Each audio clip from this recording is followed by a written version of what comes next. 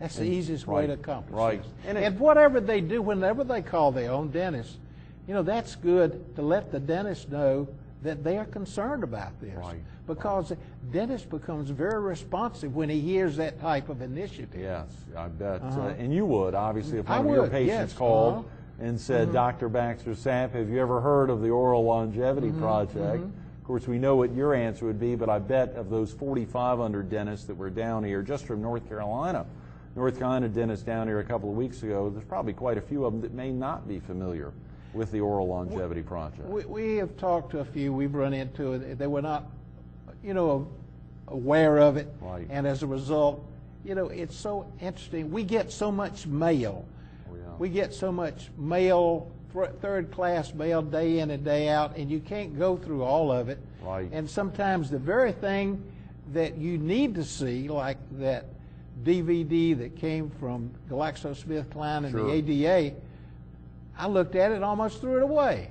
But I thought, gee whiz, you know, GlaxoSmithKline, you know, is involved in this. Right. One of my neighbors down the street and a drug company here in Durham, North Carolina, I had to see that. One of your neighbors down the street was the chairman of GSK. That's right. Exactly. That's right, Charlie Sanders. And so as a result, when I looked at it, I was just amazed at what I saw. It was the best thing I'd ever seen in promoting and instructing what good general health and oral health were all about. Well, let's break down the mechanics. How's it actually going to work? If someone like yourself, I think you said after a friend of yours had seen the piece in the September issue of the ADA's monthly publication and they saw that you were involved, share, and of course a lot of viewers heard the story last Tuesday when you were with us about obviously how you got involved. The American Dental Association contacted you saying, will you be a front person for us on a volunteer basis there in North Carolina? I really haven't had a request to do anything, but knowing what this program was all about and having been in health care for 57 years, it was an opportunity. And you know, sometimes opportunities come along disguised as work. And I couldn't help but jump on top of this, and because I knew that the people who had worked to develop it, I had known for years. And as a result, I just felt like I needed to embrace it because it meant something great for this elderly population, which seems to be growing by leaps and bounds. Oh, yeah. And so it's nice being able to grow old and eliminate some of the severe geriatric programs, processes which take place. Let's just go through the mechanics there. If I know you haven't yet done it, but if you're going in to see a retirement home, and what is going to happen there? Just how does the oral longevity campaign? How is the 3-year process going to work itself out? Is it essentially actually getting in there? I saw some pictures from the ADA's website of some practitioners in there. There's a shot of a practitioner with her assistant, a dentist, and her assistant. They're surrounding an elderly person and getting into the retirement community that's let them in on their own to come in and make a difference on behalf of their clients. Well, let me tell you what I've done, because I have no model to go by. Sure. And so I decided that the way to do this was to go to the associations who were in charge of the retirement programs. And we have 2,000 retirement facilities in North Carolina. That's a lot. And so what I have done is I have gone to the directors, one of which is the North Carolina Assisted Living Association, and the other one is the North Carolina Healthcare Facilities Association.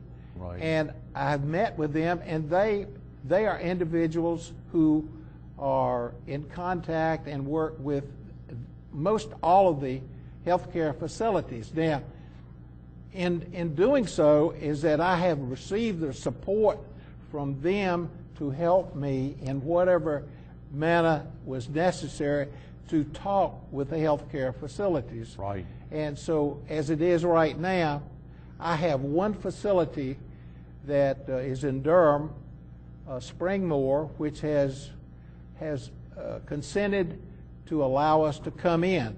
Right. The question is, what are we going to do? What I'm doing is I'm trying to get 3 or 4 facilities who will volunteer to be pilot programs. Great.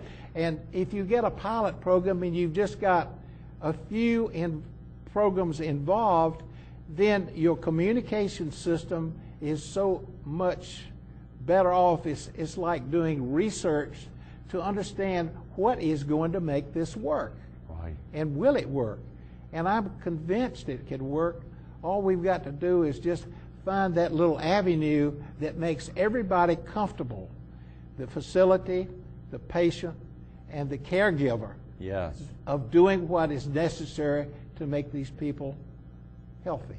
You had shared with us last Tuesday, if a viewer out here is one of our viewers is in a retirement community or in a nursing home, instead of talking to the administrators of the home, talk to their family member or talk to a loved one about, can you get in touch with our administration and possibly let some dentists in to help us out here, because you all are doing this on a volunteer basis entirely. That's right. The push there is to get in and let them know about the connection between oral health and their overall health, and possibly furthering their lives as their oral health stays strong. You know, the retirement communities, different types, continuing care programs in which a lot of the people are independent. They get in their car, drive around, they travel, but they have this facility that they stay in because as they age and they get disabled in some way, then they have a place to go for someone to take care of them when they really get physically compromised. Many times you have to have that relationship with a healthcare facility so that you can have a place to go. If you get very, very sick and you get disabled, then about the only way in the world you can get in a facility is to call the emergency room at a hospital, and they will come out and take you to the hospital, and then they will find a place for you to go. But they usually find a place you may not like. Right. So important. So important there. You know, we've just got a couple of minutes, Dr. Sapp, and obviously we're encouraging viewers to either call their dentist, to go online to orallongevity.ada.org, or to write, like you said, to the address there in Chicago at the 20611, the address of the American Dental Association.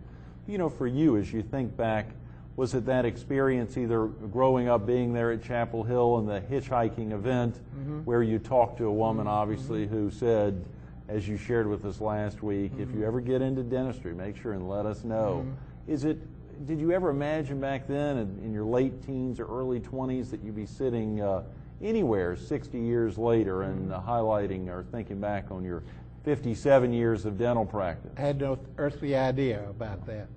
You know, one of the things that I found in a Harvard study, and that your genetic background is only responsible for about 25 or 35% of your longevity and also your physiological function. So individuals who are looking at their parents and see that they maybe had a poor lifestyle and weren't very healthy and had a short lifespan have cause to be concerned. But if your parents had a long lifespan and they had a good lifestyle and they weren't subject to many of the geriatric problems that occur whenever they got older, then they can be somewhat confident, but not overconfident, because really in the geriatric equation is the genes are only 40%. So they need to really take care of their lifestyle, and if you pick up any magazine, it's all about health. Oh yeah. Dr. Sapp, you know, you think for yourself, having been there in private practice in '71, but having been before that at Duke for almost 2 decades, as you think about some of the patients that have been with you, can you ever even imagine not practicing or not actively practicing on many of those patients? Just imagine being out of the office. Can you imagine being out of the office, what I'm trying to say? I can't conceive of myself walking out the door and not coming back. And because I have such a great relationship with my patients, Right.